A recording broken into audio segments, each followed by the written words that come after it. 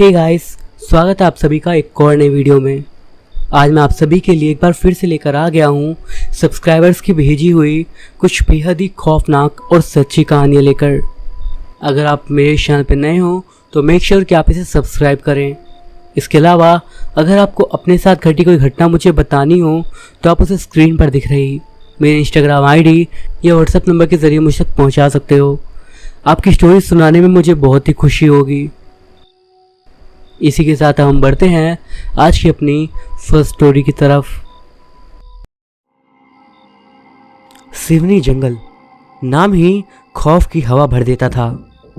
छत्तीसगढ़ के जंगलों का एक गुप्त कोना किसी प्राचीन रहस्य की तरह सदियों से खामोश था। अब इसी जंगल के नए रेंजर के रूप में मेरा पहरा शुरू हुआ था। अनुभवहीन होने का डर था, लेकिन जंगल की खामोशी में दबी कहानियों के प्रति जिज्ञासा ज़्यादा हावी थी। मेरे सीनियर बाबा सिंह एक तूफ़ानी ज़िंदगी जी चुके थे, एक फॉरेस्ट रेंजर के रूप में। उनकी झुर्रियों में जंगल के हज़ारों रहस्य छुपे हुए थे। पहली ही शाम उन्होंने मुझे सख्त हिदायत दी, 7 बजे से पहले क्वार्टर में वापस आ जाना, उसके बाद सिवनी उठ जाता है। उनकी आवाज़ में अजीब सा डर था, जैसे वो किसी अदृश्य दुश्मन से खौफ खाते हों। कुछ दिनों तक तो मैंने उनकी सलाह मान ली, लेकिन जंगल का रहस्य कितना छुपता, मेरी जिज्ञासा हर दिन बढ़ती जा रही थी। एक शाम मैं अपने क्वार्टर में बैठा हुआ था। घड़ी की टिक टिक की आवाज़ पूरे हॉल में गूंज रही थी। शाम के लगभग 6 बज चुके थे। एक अजीब सी बेचैनी मेरे दिल में घर बनाने लगी। क्या सिवनी सच में उठता है या फिर ये सब बस कहानियां हैं? इसी उधेड़बुन में मैंने एक फ़ैसला करा, आज रात मैं जंगल में रहूँगा।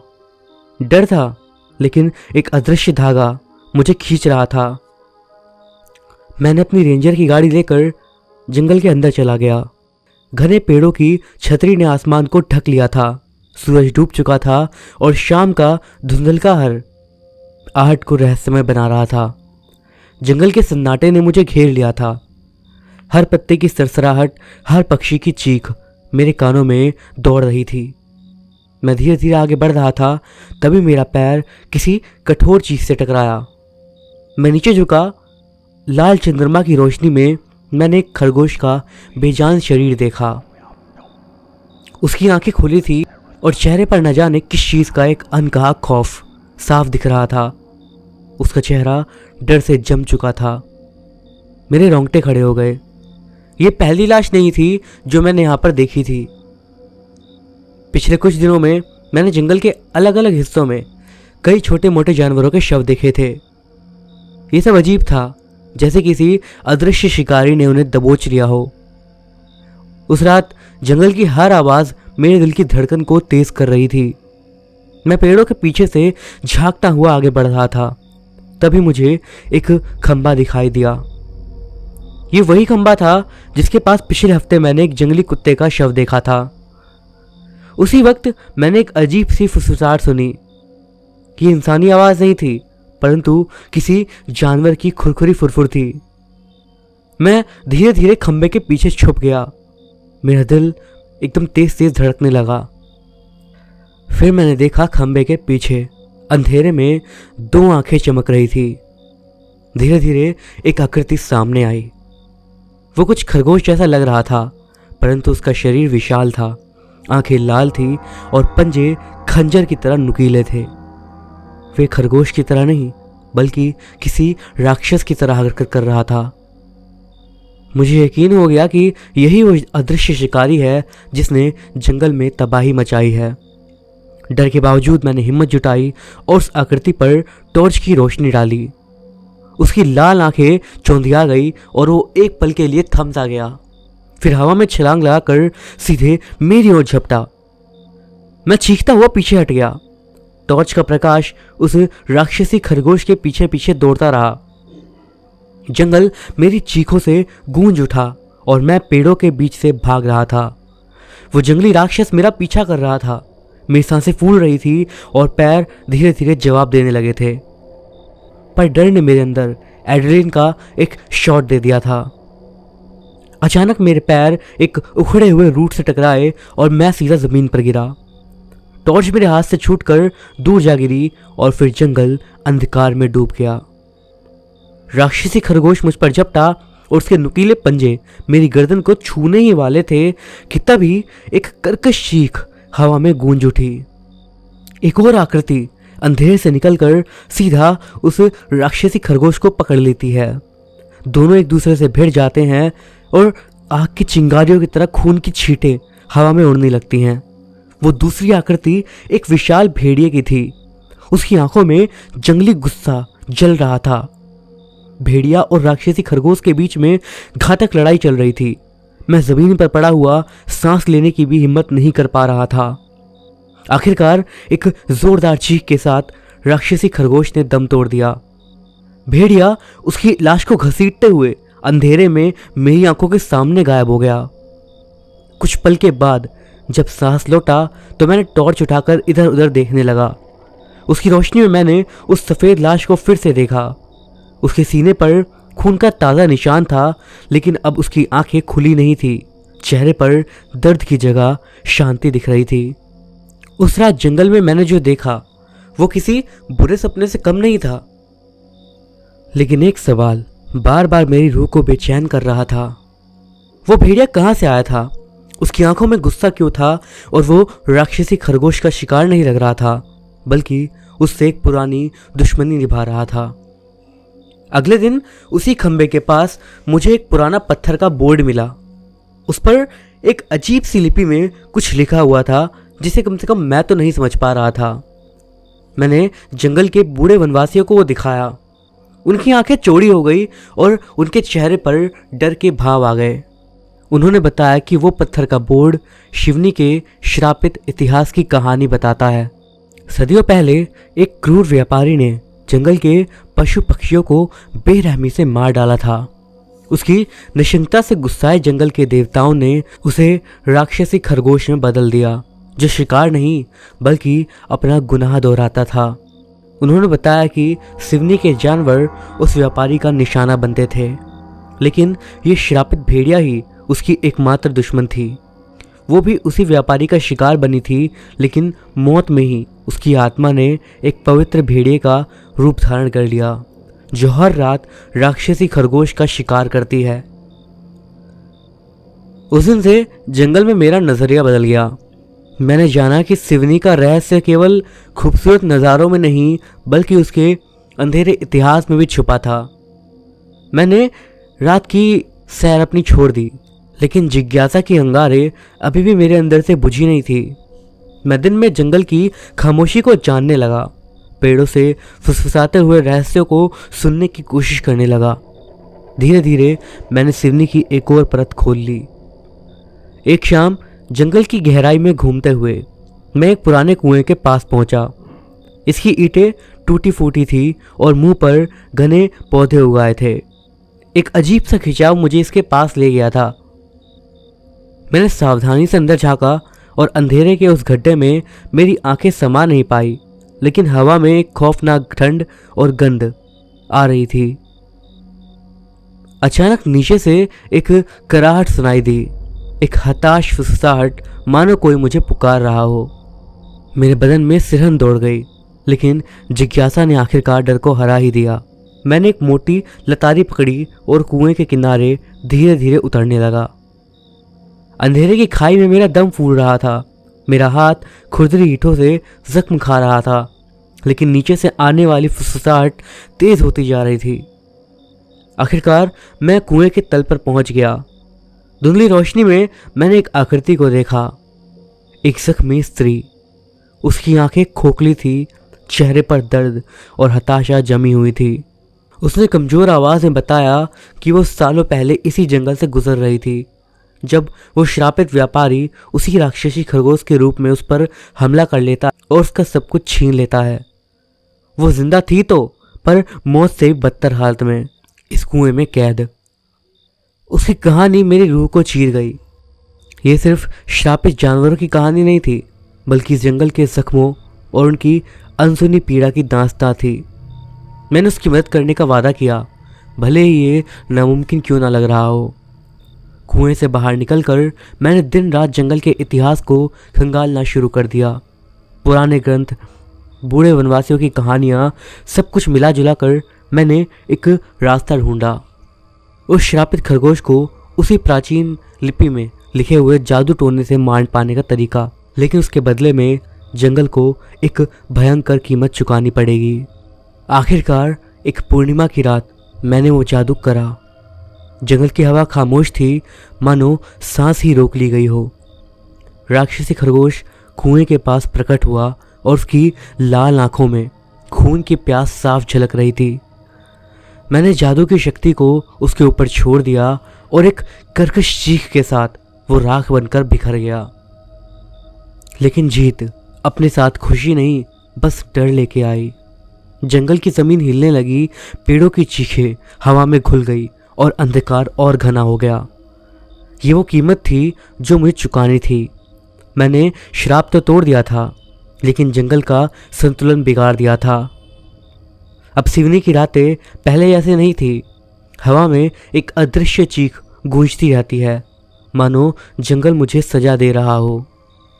जानवरों का रहस्यमय तरीके से गायब होना, अजीब सा शोर, खामोशी में छिपी आवाज़ें, ये सब मेरे गुनाह की याद दिलाते हैं। मैं अब भी सिवनी जंगल का रेंजर हूँ, लेकिन उस वन रक्षक की गौरवमयी छवि मेरे लिए एक भ्रम है। मैं बस जेलर बन गया हूँ, जंगल का नहीं, अपने ही ज़मीर का। मैंने एक राक्षस को तो मार डाला, लेकिन उसकी जगह दूसरे दुरात्माओं को जगा दिया। एक रात मैं अपने क्वार्टर में बैठा था। रात की खामोशी काटते हुए एक आवाज़ मेरे कानों में पड़ी। यह किसी जानवर की चीख नहीं थी, बल्कि किसी बच्चे की डरी हुई फुसफुसाहट थी। अंदर से कांपते हुए मैं आवाज़ की ओर भागा। जंगल के एक छोर पर एक पुराने मंदिर के खंडहर के पास मुझे वो बच्चा मिला। एक छोटी लड़की रोते हुए बुलकते हुए एक पत्थर के पीछे छुपी हुई थी। उसकी आंखें डर से फैली हुई थी, जैसे उसने कोई भयानक सपना देखा हो। उसको शांत करने के बाद मैंने उसकी कहानी सुनी। वो पास के गांव से थी, अपने दोस्तों के साथ जंगल में खेलने आई थी। शाम होने पर वो अकेले पड़ गई थी और मंदिर के पास पहुंच गई थी। तभी उसने एक अजीब आवाज़ सुनी और एक भयानक साया देखा और भागकर मंदिर में छिप गई। मेरे खून में खौफ की बर्फी जम गई। वो अजीब आवाज़, वो साया, क्या उन राक्षसी प्राणियों ने जो मैंने कुएं में कैद कर रखे थे, किसी तरह से बाहर निकलने का रास्ता ढूंढ लिया है? क्या जंगल का संतुलन बिगाड़ने की कीमत मुझे अपनी जान से नहीं, बल्कि इस गांव, इस जंगल के भोले भाले लोगों के खून से चुकानी होगी? उस रात मैंने लड़की को सुरक्षित उसके गांव पहुंचा दिया। उसके डरे हुए चेहरे ने मुझे झकझोर कर रख दिया था। अब वक्त था मेरे पापों का प्रायश्चित करने का। मुझे उस जादू को तोड़ना था जिसे मैंने बांधा था, भले ही इसकी कीमत मेरी अपनी जान क्यों ना हो। अगले दिन मैंने दोबारा से सारी पुरानी कहानियाँ, धर्म ग्रंथों को दोबारा से खंगालना शुरू करा। मैं उस कुएं के पास हर रात बैठता और अंधेरे में छिपे हुए दुष्ट जीवों के संकेत को तलाशता। जंगल के शिकार बने जानवरों के शव की जांच करता और उनके शरीर पर किसी जादुई निशान की तलाश करता। हफ्तों तक लगातार खोजने के बाद आखिरकार मुझे एक सुराग मिला। एक प्राचीन ग्रंथ में एक छिपे हुए पृष्ठ पर उस जादू को तोड़ने का जटिल वर्णन लिखा हुआ था, लेकिन इसके साथ ही लिखी थी एक चेतावनी। इस जादू के लिए मुझे जंगल की एक पवित्र वस्तु, उसके प्राण तत्व का बलिदान देना होगा। ये एक असहनीय विकल्प था। जंगल की एक पवित्र वस्तु देने का मतलब था कि उसके एक हिस्से की जान लेना, उसी जंगल का और अधिक नुकसान करना। लेकिन जिंदगी और बर्बादी के बीच चुनना ही पड़ता है कुछ ना कुछ। पूर्णिमा की रात मैं फिर से उसी मंदिर के पास खड़ा था। जादुई शब्द मेरे होठों पर फुसफुसाए, कुएं की दिशा में इशारा करते हुए। अंधेरे में से कराहटें फुफकारने लगी, राक्षसी आकृतियाँ प्रकट होने लगी। उनसे लड़ते हुए मुझे कुएं के पास जाना था। हर पल, हर सांस के साथ मेरा जुनून बढ़ता जा रहा था। आखिरकार मैं कुएं के सामने खड़ा था। दुष्ट जीव मेरे चारों ओर खड़े थे। मुझे घेरे हुए। मैंने अपना हाथ हवा में उठाया और एक आखिरी मंत्र फुसफुसाया। उस पल जमीन कांपने लगी और आकाश की बिजली कड़कने लगी।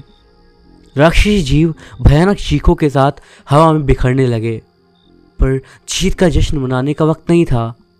कुएं से एक अंधकार की लहर उठी जो जंगल की ओर फैलती हुई हर दिशा में फैल गई।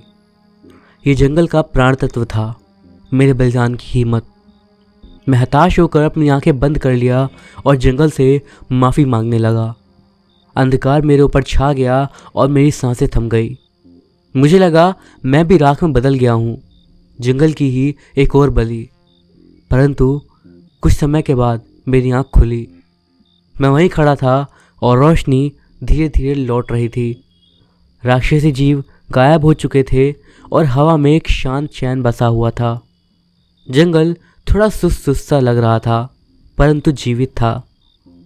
मैंने अपना बलिदान दे दिया था, परंतु जंगल को बचा लिया था। पर अभी जंगल पे मेरा कोई अधिकार नहीं था। मैंने अपना वादा तोड़ा, अपनी ड्यूटी को धोखा दिया, जंगल का संतुलन बिगाड़ा और उसकी कीमत चुकाई, और उसकी कीमत भी जंगल से ही चुकवाई। मैं यहाँ कुछ दिन और रहूँगा, लोगों की सुरक्षा को निश्चित करूँगा और फिर चला जाऊँगा। सिवनी का श्रापित जंगल मेरी खामोशी का गवाह रहेगा, उस नासमझी का जिसने मुझे अंधकार की राह पर ले लिया। शायद किसी दिन जब जंगल पूरी तरह से ठीक हो जाएगा, तब मैं लौट कर आऊँगा, एक पर्यटक की तरह, उसकी खूबसूरती को महसूस करने, परंतु कभी अपने अतीत को नहीं भूलूंगा। सिवनी की रातों की खामोशी मुझे हमेशा याद दिलाएगी कि प्रकृति से खिलवाड़ करना कितना महंगा पड़ सकता है। और शायद किसी अंधेरी रात में अगर हवा में एक करकराहट सुनाई दी, तो मैं जानूंगा कि ये जंगल मुझे माफ़ कर चुका है। लेकिन तब तक मैं अकेला खड़ा रहूँगा, जंगल के किनारे पर एक भटकता हुआ रेंजर, जिसने अपना घर, अपना कर्तव्य, सब कुछ खो दिया, लेकिन बदले में एक पछतावे से भरा हुआ जीवन पा लिया।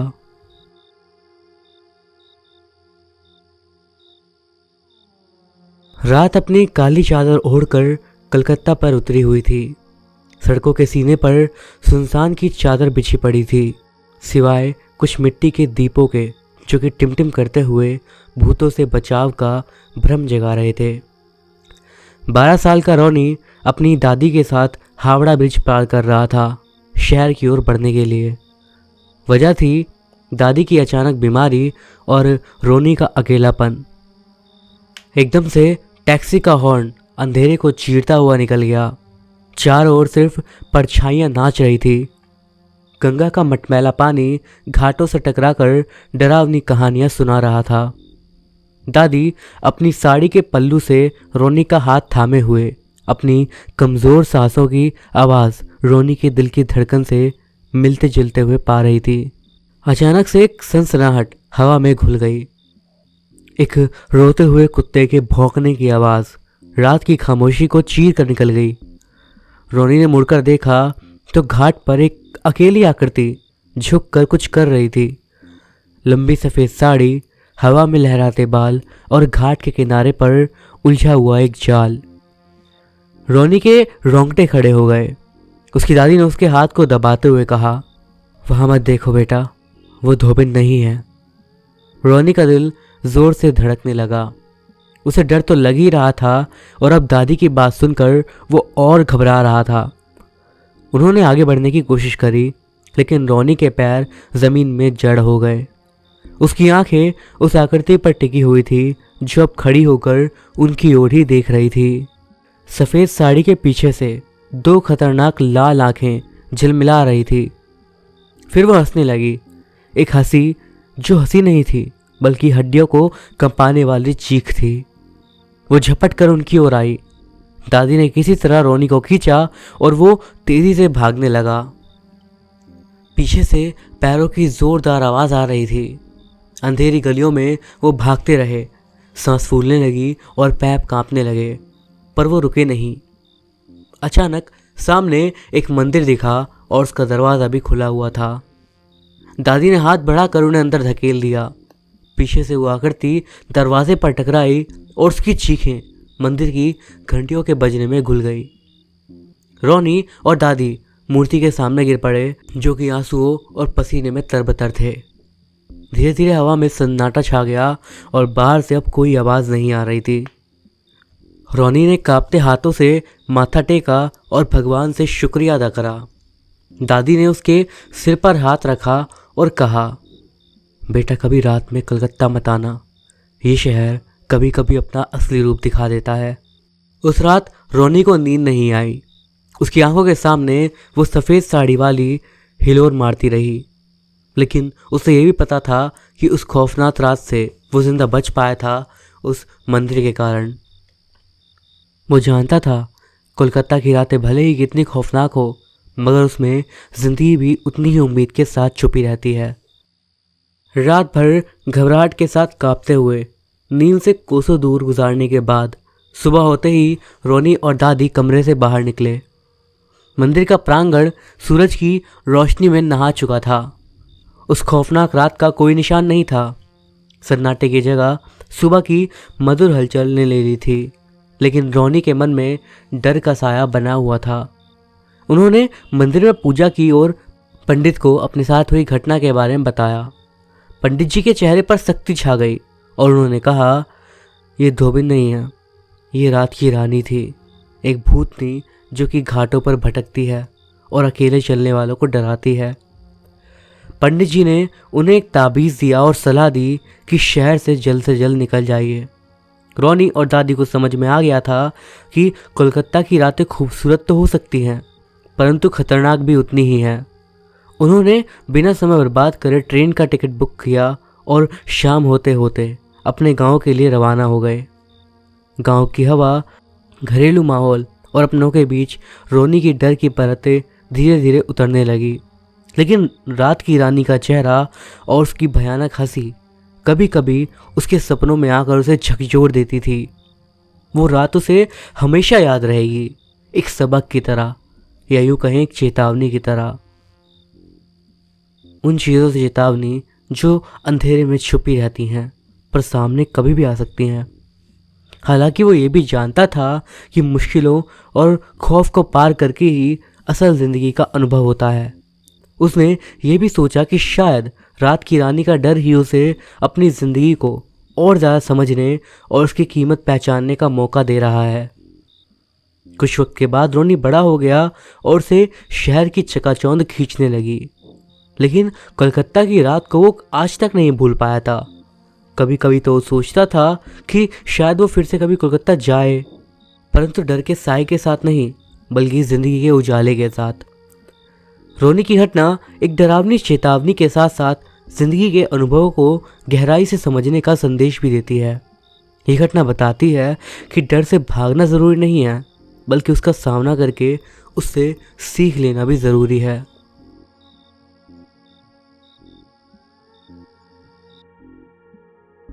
दूर घने कोहरे के बीच शाम अब धीरे धीरे रात में तब्दील हो रही थी।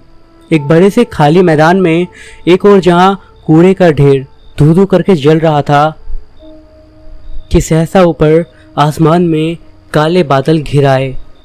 काले बादलों के बीच जोरों से बिजली कड़की और हल्की बारिश का धरा से मिलन हो गया।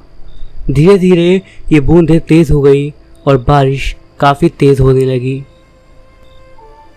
जल जा कम बखत ये तीली भी ना। ये स्वर एक युवक के थे जो भीगती बारिश में एक अंधेरे शेड के नीचे खड़ा आग जलाने की कोशिश में लगा हुआ था, शायद सिगरेट की कस लेने के लिए। उसने मफलर से अपना चेहरा ढक रखा था, पर उसके हाथ में सिगरेट या सिगार ना थी, तो फिर वो जलाना क्या चाहता था। एक एक करके उसने मैच बॉक्स की आधी से ज़्यादा तीलियां बर्बाद कर दी। अब बमुश्किल से उस मैच बॉक्स में केवल कुछ तीलियां शेष रह गई थी। उसके हाथ शायद ठंड की वजह से कांप रहे थे, इस वजह से वो उन्हें बीच बीच में अपनी कोट की जेब में रखकर गर्म करने का प्रयास कर रहा था। बार बार असफल होते प्रयास को देखकर वह खींच गया और उसने अपने चेहरे से मफलर हटा दिया, और तभी एक ठंडी हवा का झोंका आया और इसी के साथ वो सिहर गया। उसने शेड से बाहर की ओर झांकने की कोशिश करी। रात घिर आई थी और पास ही में जलते कूड़े और पानी की मिश्रित बूंदों की वजह से कोहरा बढ़ गया था, जिस वजह से आसपास में देख पाना मुश्किल था। सामने खंबे पर लगी लाइट भी बार बार जल बुझ रही थी। शायद बारिश की वजह से उसमें भी कोई दिक्कत आ गई थी। उसकी बेचैनी बढ़ने लगी। अपने आसपास उसे किसी इंसान का ना होना खलने लगा। ये सोचते हुए उसने तेजी से एक तिल्ली को बॉक्स पर घिसा और इस बार तिल्ली जल गई।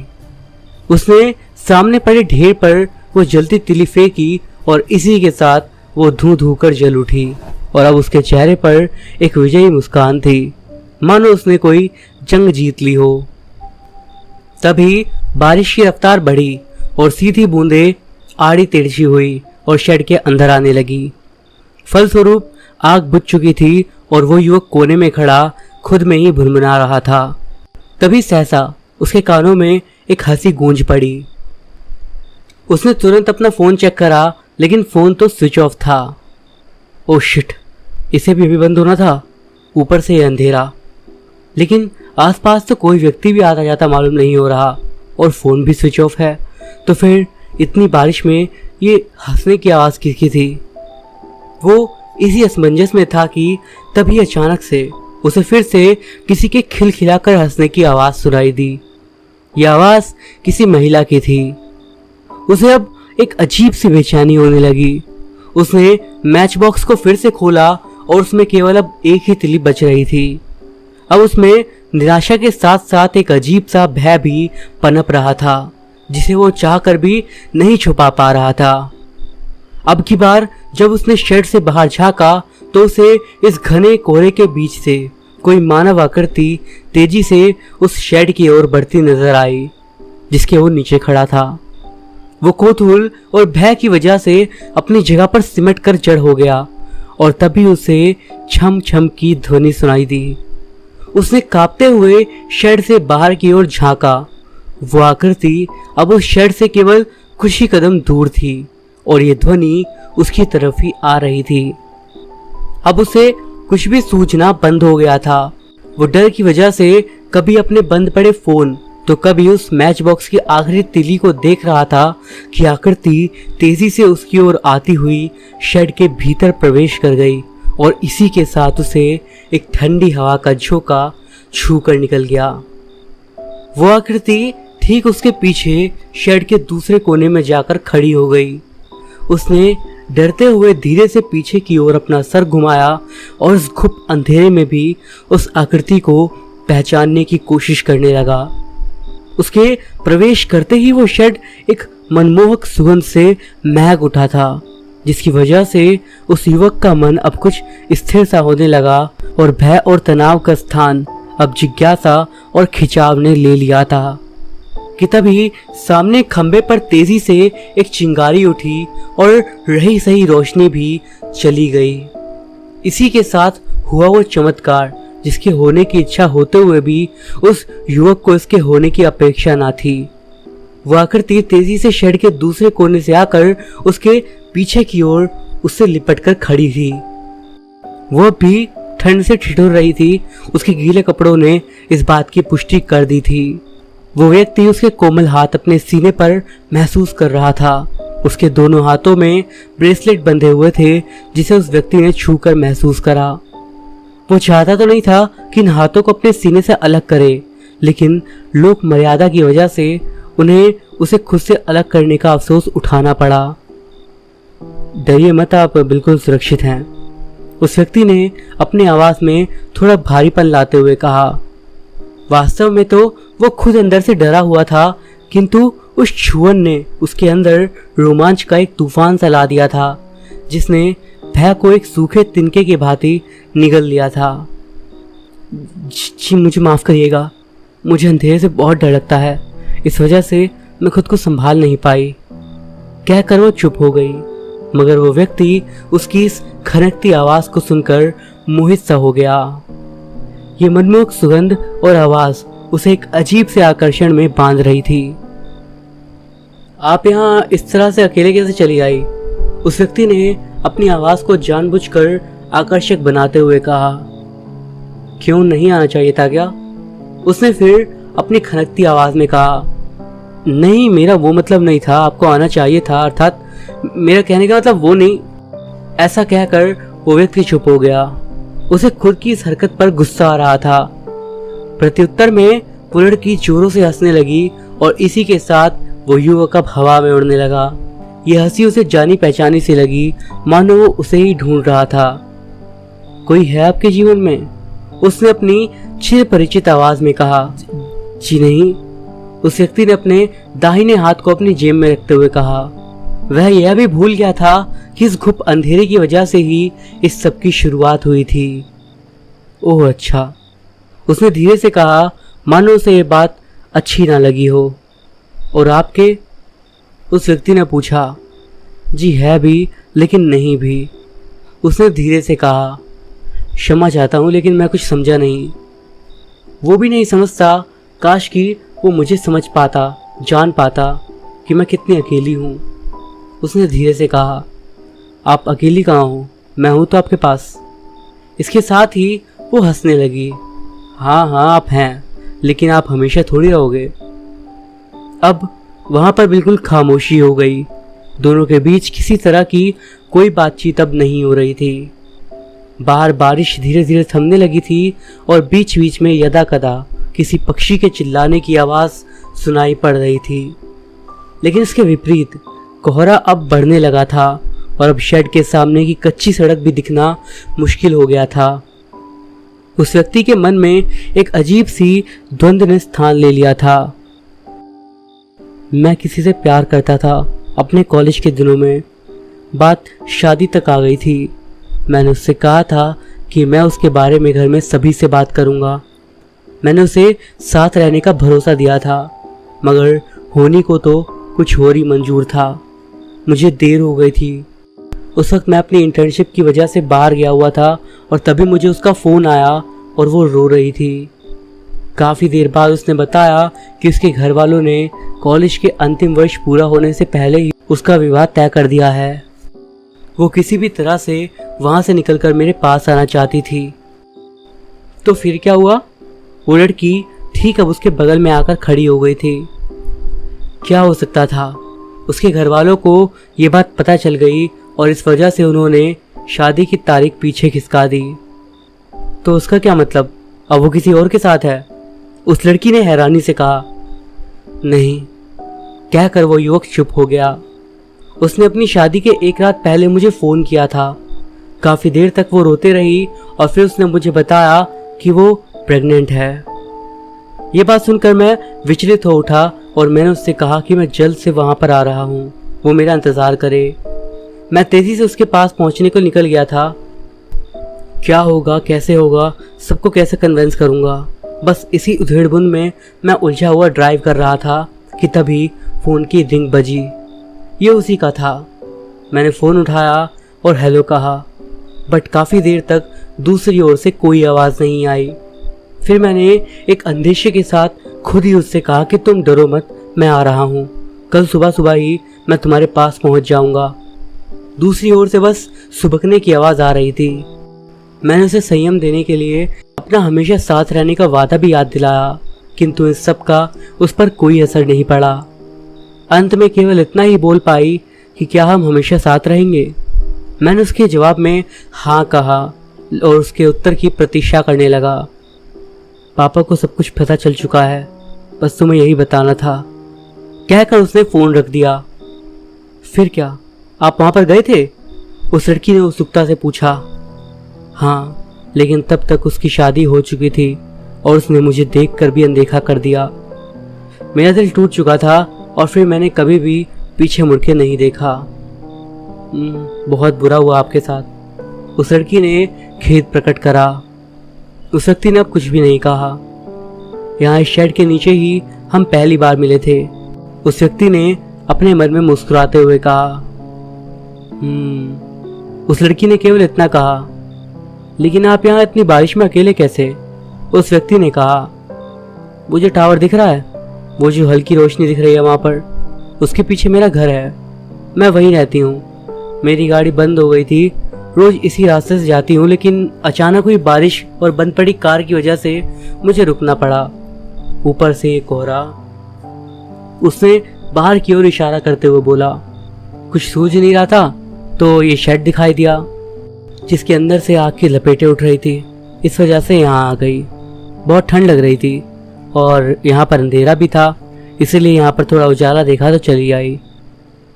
आखिरी तिली बची है मैच बॉक्स में और फ़ोन भी डिस्चार्ज हो चुका है। अब ऐसे में क्या ही करें। कोई बात नहीं, आप कोशिश कीजिए, शायद इस बार जल जाए, उस लड़की ने हंसते हुए कहा। उस व्यक्ति ने नाउम्मीदी से वो आखिरी तिली भी मैच बॉक्स पर रगड़ दी, लेकिन उसकी उम्मीद के विपरीत वो तीली जल गई और ये देख उसने वो तीली पास रखे कूड़े के ढेर पर डाली। तभी उसके मन में उस लड़की की ये बात कौन थी कि आखिर इसने ऐसा क्यों कहा कि आप कोशिश कीजिए, शायद इस बार जल जाए। इसे कैसे पता चला कि मैं काफ़ी देर से इस कूड़े के ढेर में आग जलाने की कोशिश कर रहा हूँ। तभी वो हंसी उसे फिर से सुनाई पड़ी जो उस लड़की के यहाँ आने से पूर्व उसे सुनाई आई थी, लेकिन इस बार उस हंसी में व्यंग का पुट था। उसे एक अजीब सा अनुभव हुआ, ये ठीक उसके पीछे से आ रही थी।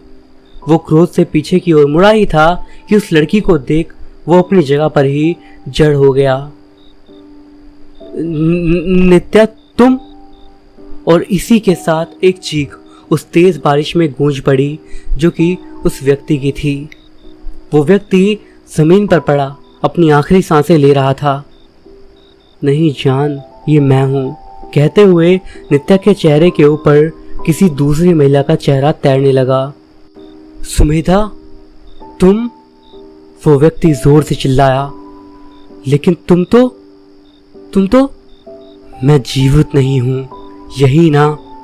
चौंको मत, मैं हमेशा से तुम्हारे साथ थी, मेरे मरने के बाद भी और अब तुम्हारे भी।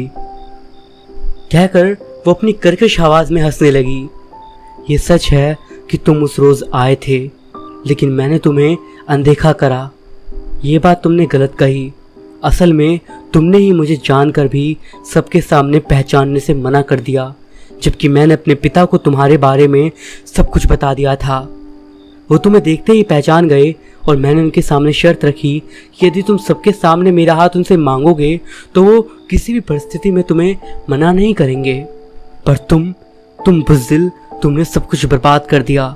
हार गई मैं, मेरा प्यार भी तुम्हारी वजह से। यह कहते हुए वो भारी आवाज में रो पड़ी।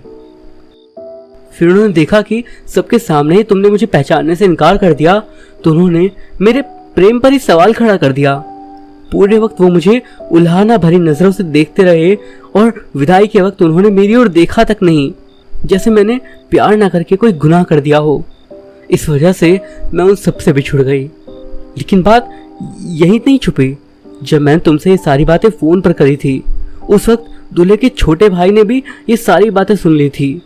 उसने ये सारी बातें दूल्हे को ही बताई, लेकिन उस वक्त तो मुझे या मेरे परिवार वालों को किसी ने कुछ नहीं कहा। पर शादी के बाद मुझे तरह तरह की यातनाएं दी जाने लगी। मेरे चरित्र पर सवाल उठाए गए और उन्होंने मुझे घर से निकाल दिया। इन सारे थपेड़ों को खाते हुए जब मैं अपने घर पहुंची तो मेरे पापा ने मुझे मेरे घर के दरवाजे से वापस लौटा दिया। उस वक्त इस हालत में मुझे केवल तुम्हारा ही ध्यान आया। मैं उस रोज़ काफ़ी देर तक तुम्हें फ़ोन लगाती रही, पर तुमने फ़ोन नहीं उठाया और अंत में देर रात तुम्हारा फ़ोन लग ही गया। फ़ोन किसी लड़की ने उठाया और उसके बाद की बातों को तो मैंने सुनकर बस फ़ोन को रख दिया। लेकिन फिर मैंने इस नाकाम जीवन को ख़त्म करने की ठान ली और इसी के साथ मैं उस टावर के ठीक ऊपर से कूद गई और अपने शरीर को ख़त्म कर दिया। नित्या ने सामने की ओर इशारा करा। ये सब कुछ सिर्फ तुम्हारी गैर जिम्मेदारी की वजह से। तब तक वो व्यक्ति घसीटता हुआ शेड से बाहर आ चुका था और अब बारिश में भीगता हुआ उस कच्चे रास्ते की ओर देख रहा था, जैसे कि उसे किसी के आने की उम्मीद हो। भला हो तुम्हारी फियोंसे का, जिसने मुझे आज़ाद कर दिया और इस वजह से मैं तुमसे मिल सकी। तुम व्यर्थ ही अपनी मृत्यु को कष्टमय बना रहे हो। तुम्हारी मदद के लिए यहाँ पर कोई नहीं आएगा, जिस तरह मेरी मदद के लिए कोई भी नहीं आया। ऐसा कहकर अब वो मुस्कुराने लगी। इसी के साथ वो व्यक्ति जमीन पर औंधे मुंह पड़ा था। सुबह बारिश थम चुकी थी और गीली सड़क पर टावर के नीचे किसी की लाश औंधे मुंह पड़ी थी। उसके चारों ओर भीड़ जमा थी। तभी उनमें से किसी ने कहा, लगता है इसने भी खुदकुशी कर ली, ठीक उस लड़की की तरह जिसने आज ही के दिन ठीक 1 साल पहले इस टावर से कूदकर आत्महत्या करी थी। ये दूसरी बार है। लगता है ऐसे लोगों को हमारा इलाका मिला मरने के लिए। मरने के वक्त वो लड़की पेट से थी। एक महिला ने उनके बीच से कहा, कहीं ये उसका प्रेमी या पति तो नहीं जिसने बाद में दुख या पछतावे में आकर ये सब करा हो।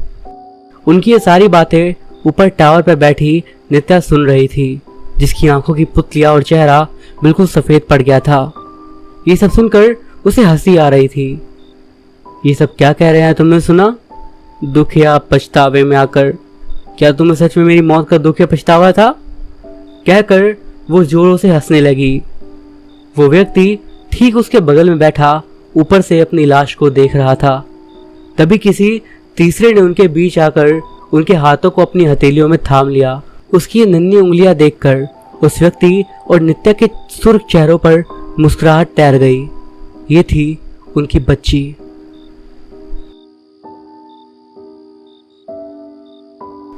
तो दोस्तों, ये थी हमारी आज की कहानियाँ।